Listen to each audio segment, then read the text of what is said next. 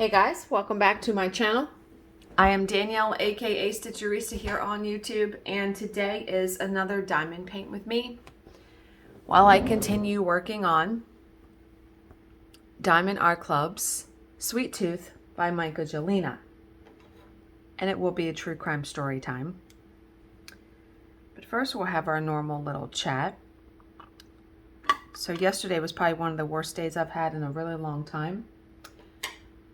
Not going to talk about it. Not yesterday is yesterday, right? Just moving on. Why won't that little thing stay in there?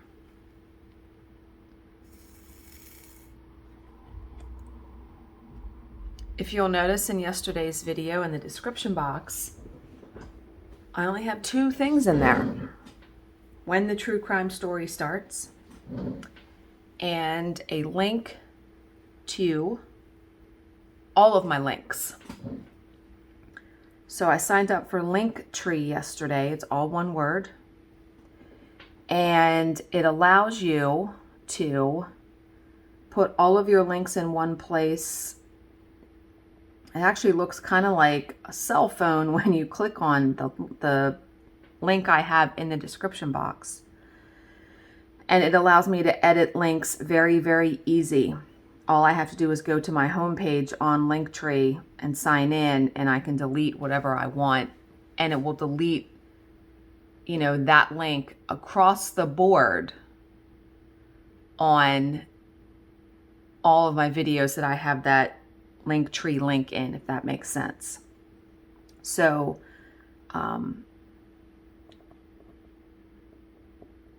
I really pared down the links that I had. I have, of course I have the diamond kit that I'm working on. But see, what's going to happen is when I do a different project, if I go in and delete that link, it's going to be off of the video. So what I would suggest is, I don't know how I'm going to work around that, because you want, like the current book I'm reading, there are some videos that I know people don't have time to watch right away. I'm not sure how I'm going to work around that. What I may start doing is the stuff that I always want linked.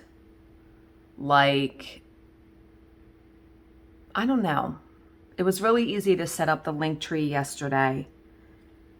And I'm just going to have a lot of links, I'm guessing, on those things, right? On that Linktree. Because, yeah, I'm just going to have a lot of links, I guess, on it. So it got to be about 4 o'clock yesterday, and I did not realize I hadn't eaten anything. When I told my husband, I'm like, you realize it's 4 o'clock and I have not eaten anything. He was like, what? I never do that.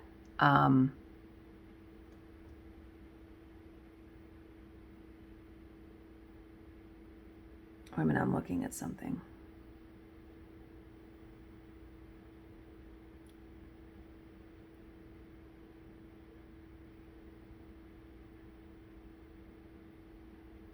Okay. Yeah, I never go that long. And it was just with everything that happened yesterday, every time I tried to get up to go get something to eat, I didn't.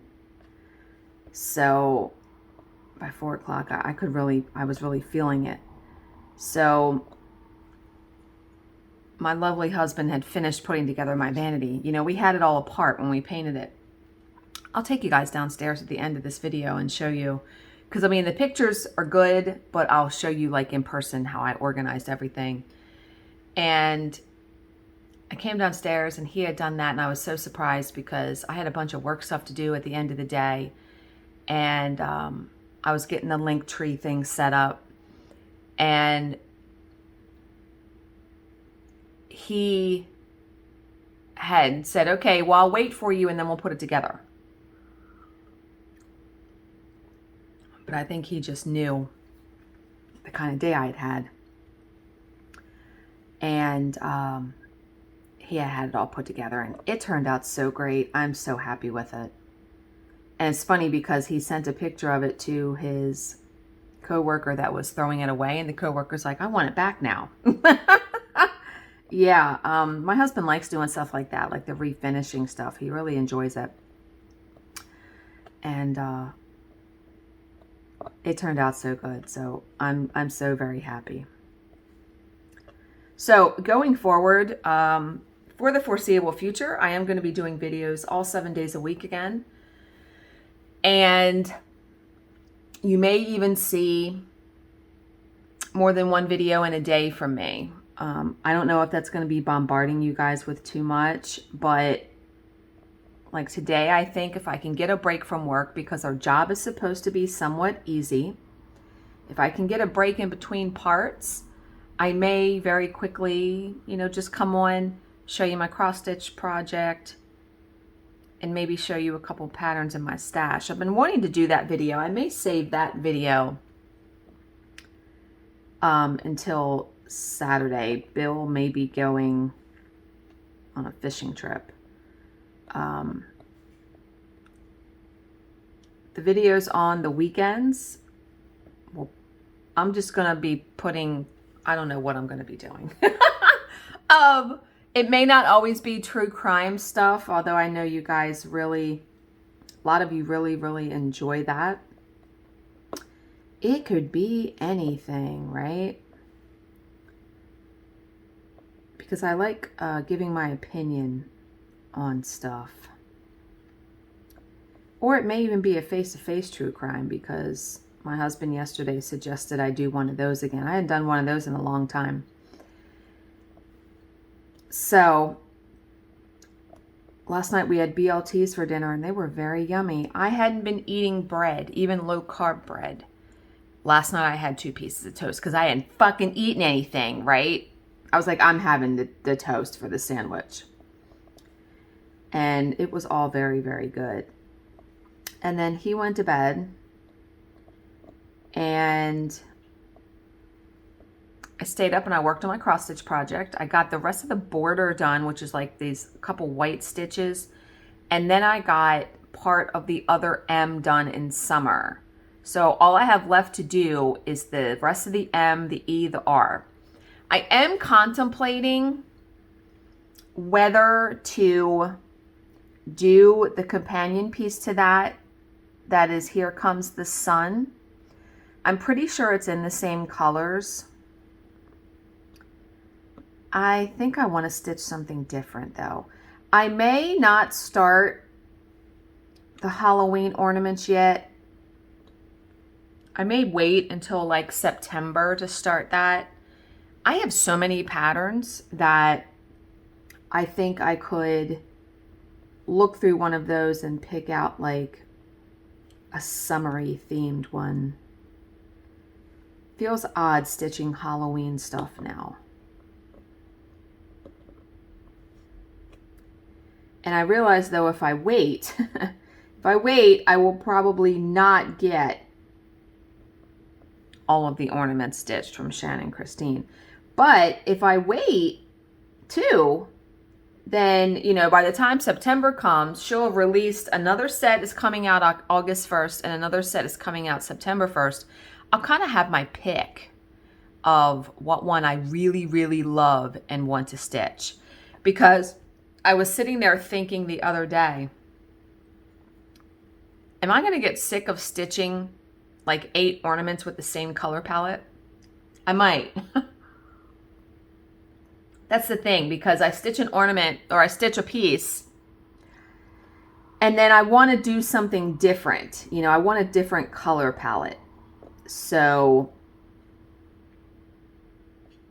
I don't know what I'm going to do for my next cross stitch project.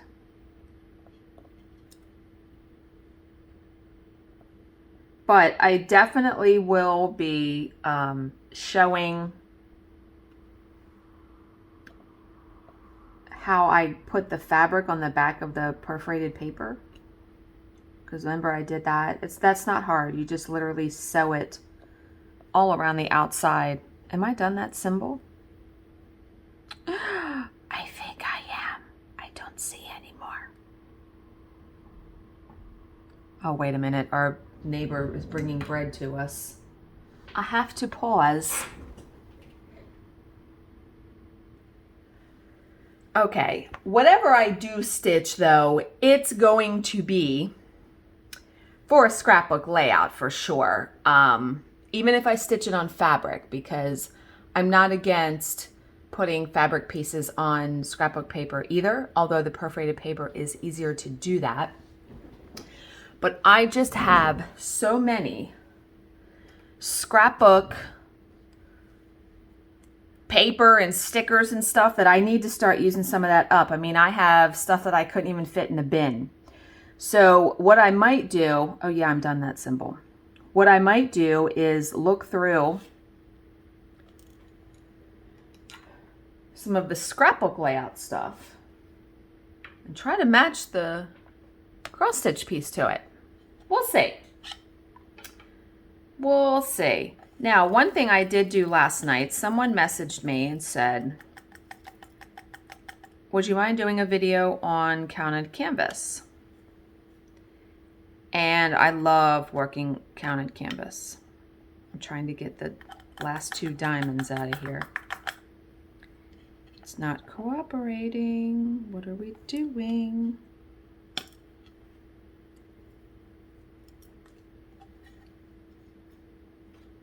So I went on Needle Delight's Originals website last night because Needle Delight's Originals, which is Kathy Rees, we're going to do the E symbol now, 11.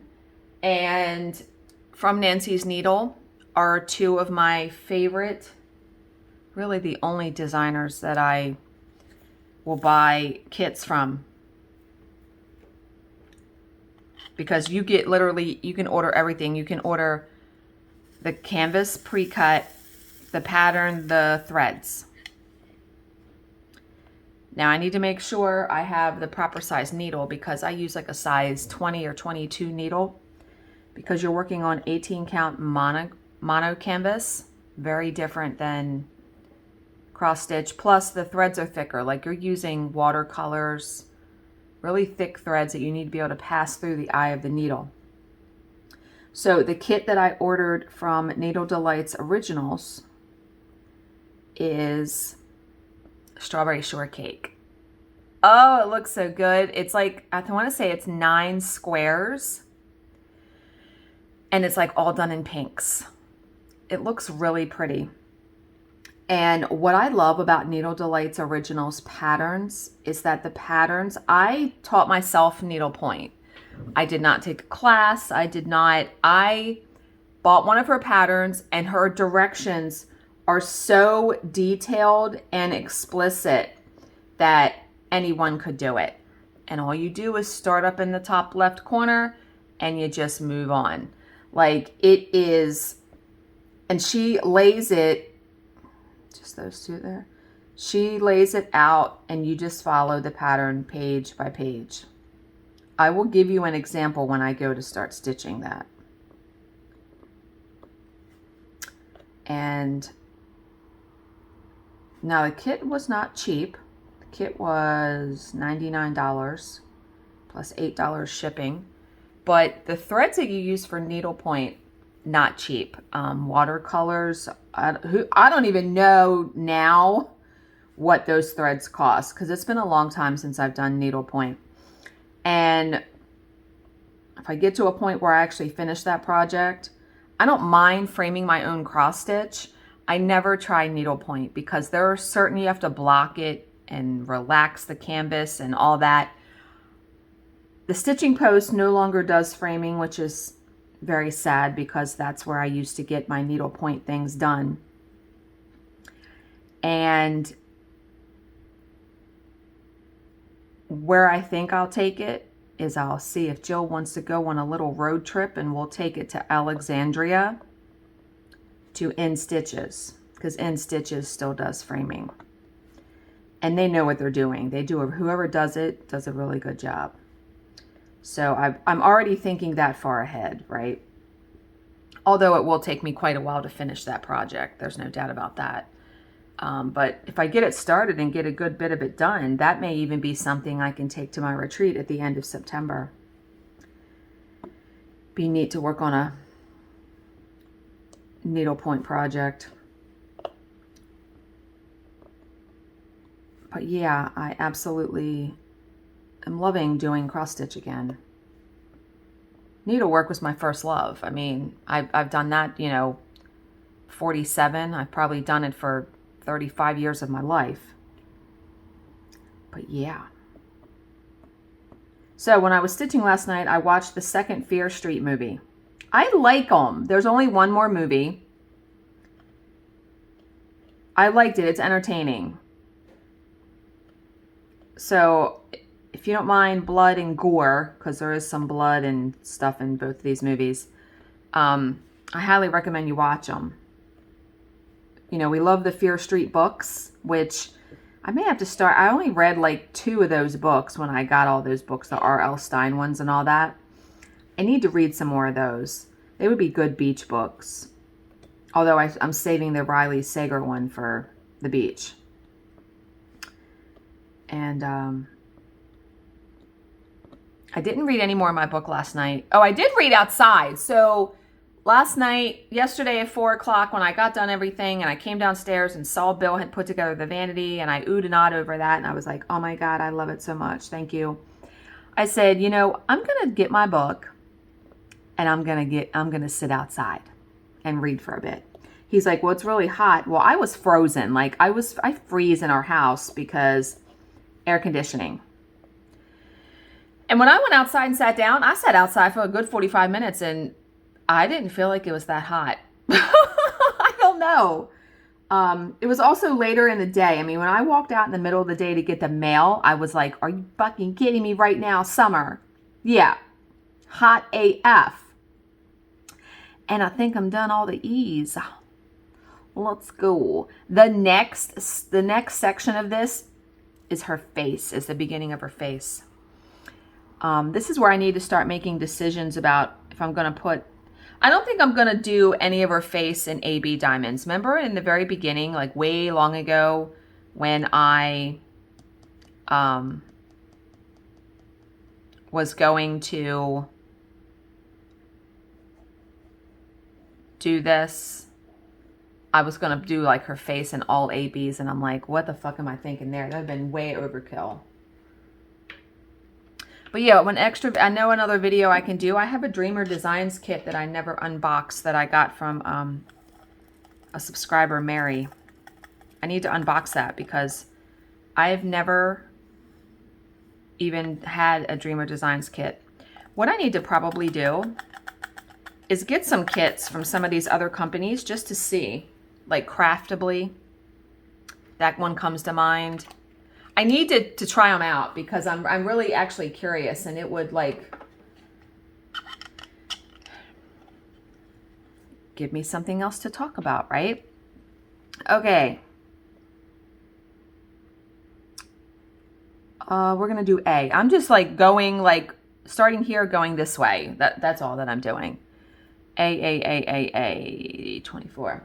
Okay, so I did have some people buy me some coffee over the weekend that I'm so sorry I neglected to list yesterday. Denise Waters bought me 5 coffees and says, I appreciate you and your channel so very much. And then Peg bought me 3 coffees and says, have a great weekend. And then I received a new patron yesterday. So thank you guys so very much. You have no idea how much I appreciate every single one of you that let the ads play. Because going forward also, I want to be completely transparent. In my videos, I'm probably going to be putting an ad or 2 extra.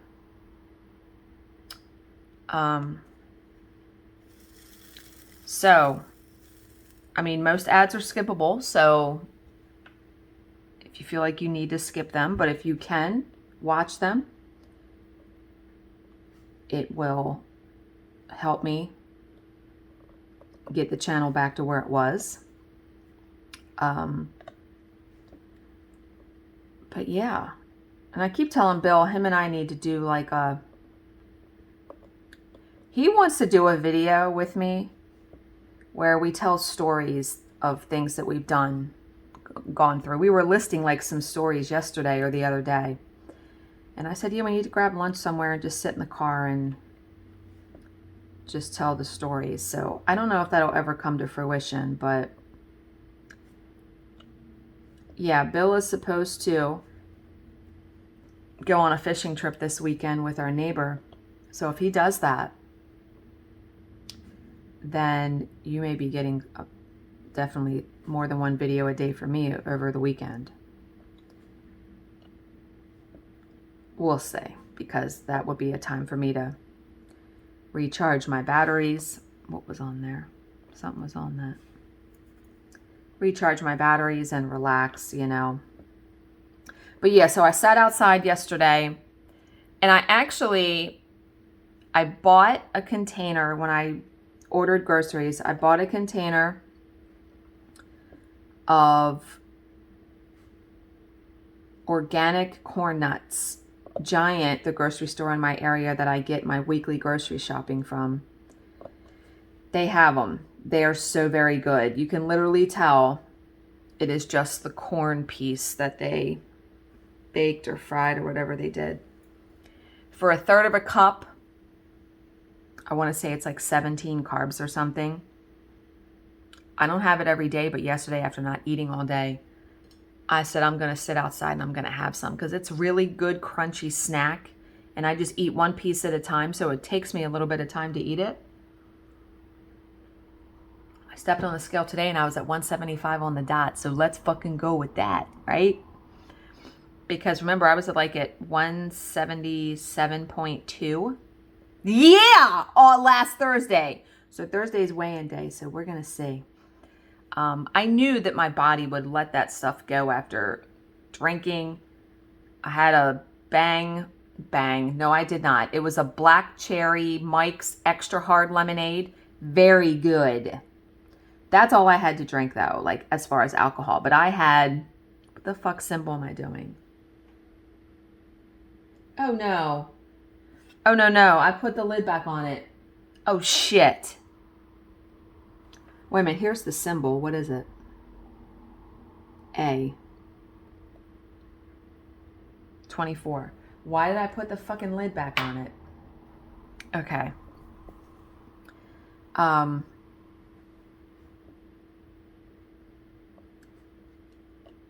knew then if I came home and got on track, I would, you know, that seriously had to just been water weight from the carbs because I didn't really eat physically enough to gain fat. Do you know what I mean? So yeah.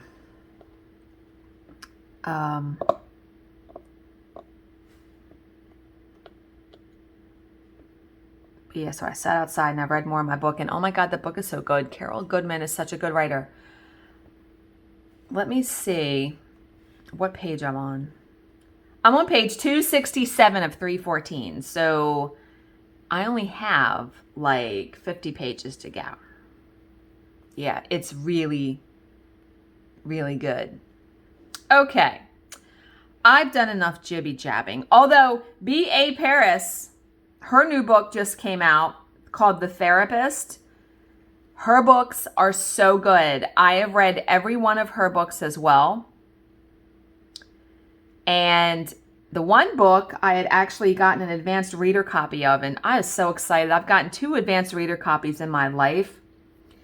It was so cool to get it in the mail and be able to read it, you know, in advance, just like The Maidens from Alex Michaelides that I had. So very, very excited to read her new book. That may be my next book after this Carol Goodman one. Okay, so today's story, and I'm guessing you guys wouldn't be too upset if I did more than one true crime story in a day. I don't know if I would have time to do that, but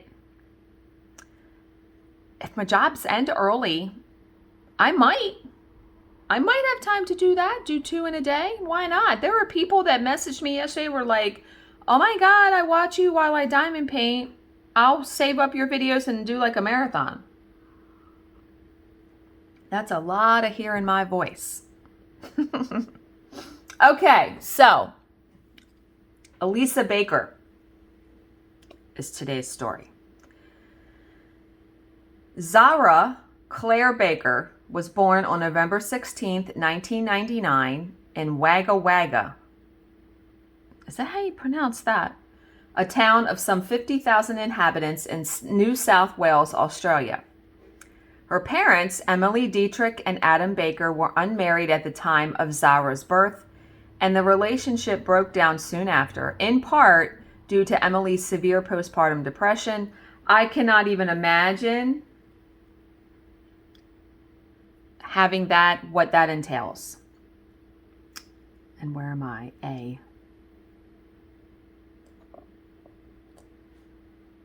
Unable to cope with the strain of raising a newborn, Emily gave up custody of the baby to Adam, who shortly thereafter relocated to Giru, Queensland. Young Zara had endured a traumatic start to her short life, but it was to get even worse in 2005 when she was diagnosed with bone cancer, leading to the amputation of a lower leg. That poor baby. So by the time she had her lower leg amputated, she was only 6. She was later found to have cancer of the lungs as well, and the chemotherapy treatment she had to endure resulted in partial hearing loss. Wow, that's frightening. Like, I remember sitting in radiation, because I had radiation 5 days a week for 6 weeks. I remember sitting there while the machine is going over you and thinking, what is this doing to my body? Like the effects of it. And the same thing with chemo, because in the beginning, for like the first 3 months, I had heavy duty chemo that I was there for like 8 hours every Friday. And I am very lucky to have recovered and gotten all my hair back and come through that with what I think are, I mean, I feel basically 100% like I never had cancer. So it could have been exponentially worse, because I worked throughout the entire year I was going through treatment. The only time I took off was when I had chemo. I scheduled my radiation before work. So when someone wants to come at me about work, yeah, fuck you, motherfucker, because you try going through cancer treatment for a year and not taking any time off. Yeah. Okay. So, a little tangent there. Very hot under the collar about that, though. Okay. So, life had handed Zara a very rough hand indeed. Not even 6 years old, she was an amputee and had to rely on a hearing aid. And you figure it must have been tough on her father too, right? So seeking companionship, he began browsing various online dating sites, and it was through one of those sites that he met Elisa Fairchild. Well, he must marry her because her last name is Baker. She's the title of the story. So Elisa was an American originally from North Carolina who had arrived in Australia just months before. She and Adam hit it off immediately, and it wasn't long before she had traveled to Queensland to visit him. After a few whirlwind weeks, he proposed and she said yes. You dumb motherfucker. How many stories have we read where it's been like a whirlwind romance, meaning you don't really know this person and they get married? And it's the kiss of fucking death. The couple was soon married and settled down to domestic life, and Zara had a new and loving stepmother. It seemed the little girl had caught a break at last. But we know she didn't, because there wouldn't be a goddamn story hot under the collar today. But there were a few things that Adam did not know about his new bride. No shit, because you didn't get to know her. Oh my God, and yesterday when I was talking to my husband when he got home from work about everything that had transpired yesterday, he's like, you don't have to yell. He'll say that to me a couple times because when I am like excited or emphatic about something, my voice is definitely raised. I come from a loud family. My mom is loud. My grandmother was loud. We were loud women in our family. Because my stepfather, if I go over there to watch like a football game or something, he will say, can you two shut up? No.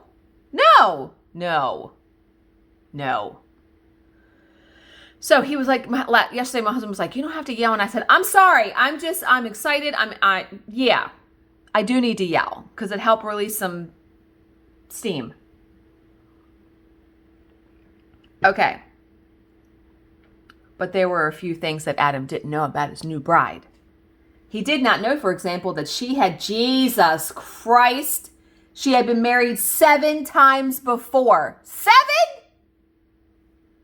And had never bothered divorcing 3 of her former husbands. What the actual fuck? So none of these marriages are legal then.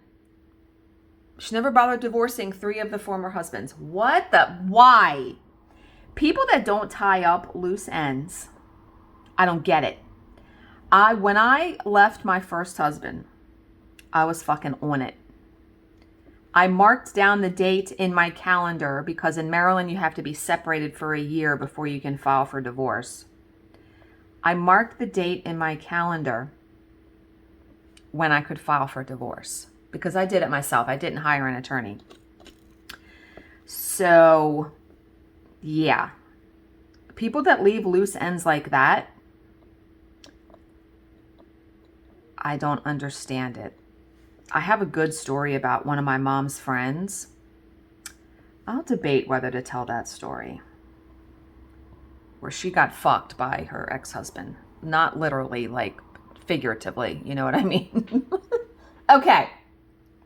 So he also did not know that she had left in her wake a trail of petty crimes and unpaid bills, or that she had had no fewer than 42 different addresses over the previous 7 years. Jesus H. What? How do you move 42 times? By the time I had moved in with Bill, I had moved about 7 times in 5 years and I was fucking over it. Like moving, I don't care how much little stuff you have because in an apartment, I didn't have a lot of stuff. It's a pain in your asshole. Like, no. So Adam also did not know that she had 3 children from prior relationships and that part of the reason she had moved to Australia was to escape charges of child abuse. Wow.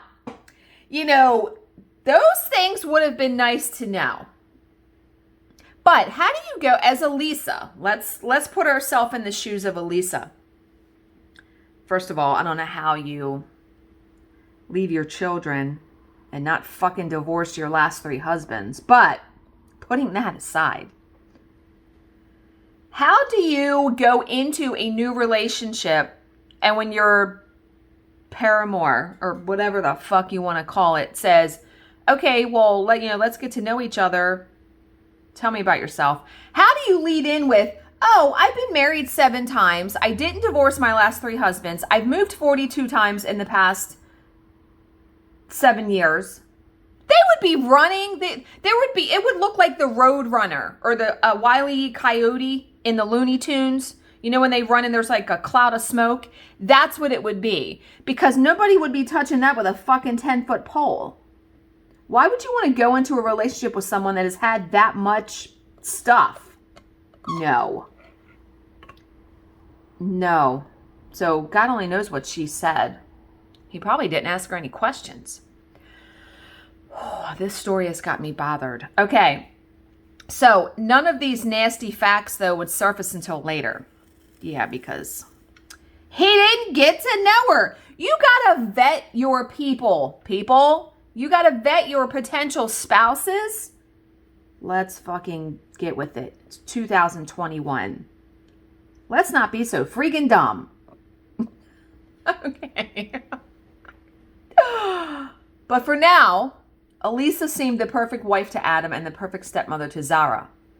And there was even better news in 2008 when Zara's cancer went into remission. So that same year, Elisa suggested that the family should move to the U.S. and Adam agreed. And it was shortly after that move that a different side of Elisa emerged, a brooding, malevolent individual who seemed to take pleasure in taunting and hurting her disabled stepdaughter. Oh, now I'm going to really hate this motherfucker. Because why would you be putting an innocent child into that? I came from an abusive childhood, so this is going to be pushing some buttons on my end. I can see that. The family lived for a time with Elisa's father, but he evicted them when he could no longer stand Elisa's abuse of Zara. She frequently beat the little girl and locked her in her room unattended for hours. Where the fuck was Adam at? Because I'm guessing that if I had a child and I got with somebody who wasn't the father, even if they were the father, and they started beating on my child, no, we're out, dude. Yeah. So, and the mistreatment got progressively worse as Elisa and Adam moved to a succession of low-cost homes in Caldwell and Catawba counties. Neighbors spoke of physical and mental abuse of neglect. Wow, this story is quite long. Okay. Finally, with Elisa and Adam and Zara staying in a trailer park in Hickory, North Carolina, Child Protective Services got involved because Zara had arrived at school sporting a black eye. And yes, schools don't play around with that, right? And a teacher had informed the authorities, so Elisa claimed that the injury was the result of a fall and the matter went no further. Oh my God! After that, she withdrew Zara from school. By this time, Zara is in the 4th grade. She said that she intended schooling Zara at home, and if homeschooling could be taken as a euphemism for cruelty and mistreatment, she did just that. If this woman is in prison by the end of this story, she better be in isolation, because let me tell you, she will either be fucking killed or severely beaten herself, because people in prison don't take kindly to child abusers, just from watching what I've seen on TV. Yeah, no, sis.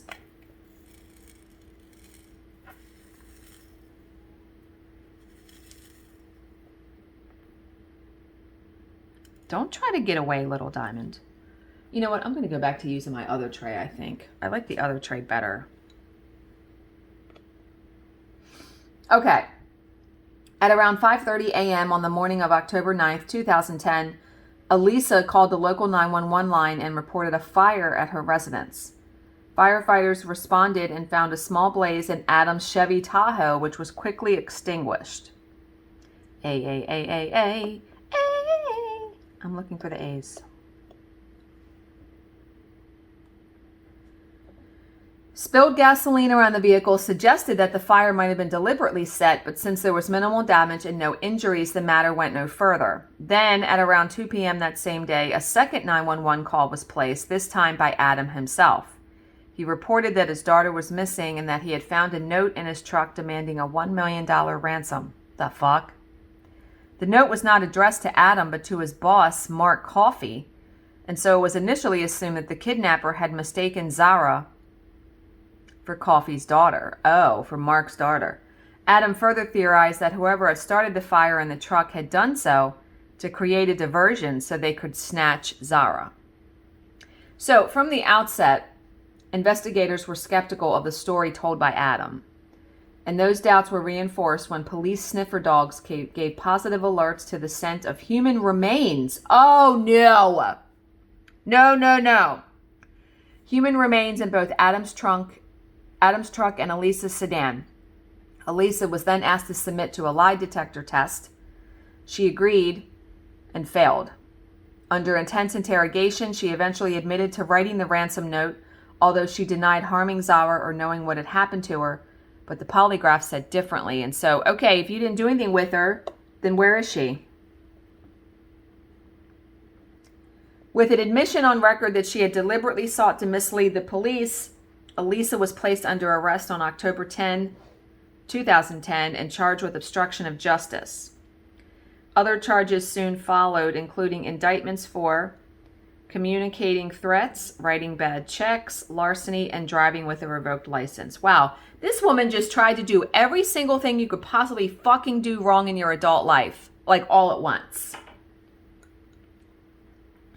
On the issue of her daughter's whereabouts, however, Elisa continued to protest her innocence.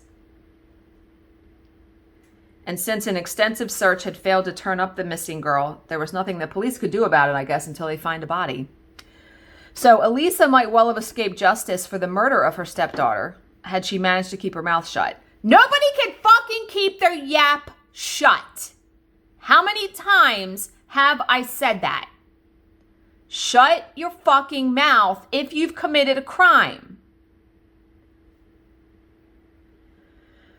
But time behind bars had softened Elisa up. So on October 23rd, her lawyer, Lisa Dubbs, contacted the district attorney's office with the offer of a deal. So Elisa would unravel the mystery of Zara's disappearance in exchange for a charge of second-degree murder. And with seemingly no prospect of ever finding Zara's remains, the prosecutor reluctantly agreed. Whether this actually resulted in the truth being told about Zara's tragic death is debatable. Get ready, because this is not going to be pretty. So, according to Elisa's story, Zara had become ill sometime in September and had died of natural causes on September 24th. Oh, okay. I didn't think that was what the story was going, where the story was going to go. Adam, oh my God. Oh my motherfucking God. Why? Why? There's no way she died of natural causes, because it says Adam had then dismembered the tiny corpse and the two of them had then driven to various locations to disperse the remains. Then they had colluded to cover the death by concocting the kidnapping story. Why, if your child died of natural causes, would you hide it? That doesn't make any fucking sense. This account seems highly fanciful, no shit. Particularly given Elisa's history of child abuse and documented proof of the mistreatment she had meted out to her stepdaughter. Moreover, Adam's involvement in the disposal of the corpse was easily disproven. Oh, really? Cell phone towers placed Elisa in the areas where Zara's remains were later be found. They did not place Adam at those locations. So, now the question is, what involvement did Adam have in his daughter's death, if any? And it says, we shall never know for certain. However, he is not completely absolved of responsibility. If Zara died on September 24th, why did he only report her missing on October 10th? So we can only conclude that he was an accessory after the fact. Because, yeah, your daughter's been missing she's in the fucking 4th grade, missing for 16 days. Yeah. So during November 2010, Elisa led police officers to various locations in Catawba County and Caldwell County where they retrieved numerous bones and body parts, although they failed to recover Zara's head. Jesus Christ. The positive affirmation is so going to be needed today. Other evidence was also found at the scenes: a bloody mattress and bed sheets and a pair of blood-stained rubber gloves. One particularly poignant discovery was Zara's prosthetic leg casually tossed into a dumpster behind the Fox Ridge Apartments in Hickory. I'm telling you, this woman's going to get it in prison. So Elisa was officially charged with second-degree murder in February 2011, the indictment asserting that Elisa had a history and pattern of physical, verbal, and psychological abuse of the victim and had desecrated the victim's body to hinder detection. Yeah. She pleaded guilty to the charge and in September 2011 was sentenced to 18 years in prison. No charges were ever brought against Adam, though. Elisa was later indicted on federal drug charges. Okay, wow. If found guilty, she faces up to 140 years in prison. So that doesn't make sense, right? For killing someone, you get 18 years. But for drug charges, you're going to get 140 years. Yeah. Wow. That was so utterly disturbing. Ooh, the next story is an old one, though. Haha, we love those. Okay, that was so utterly disturbing, and I'm like sick to my stomach. Yeah. All right, so we always read from A Year of Positive Thinking by Cindy Spiegel. And it's so needed. Today is Tuesday, July 13th. So today's affirmation is called Allow Yourself to Hope and Dream. No matter how broken the world may seem, allow yourself to continue to dream of a better way. You are strong and your spirit will rise to every mountaintop as long as you allow it to. Keep believing in what is possible, even if you can't quite visualize it yet. Without your hope and dreams, what else is there to look forward to? The energy and intentions behind your hopes and dreams carry magic.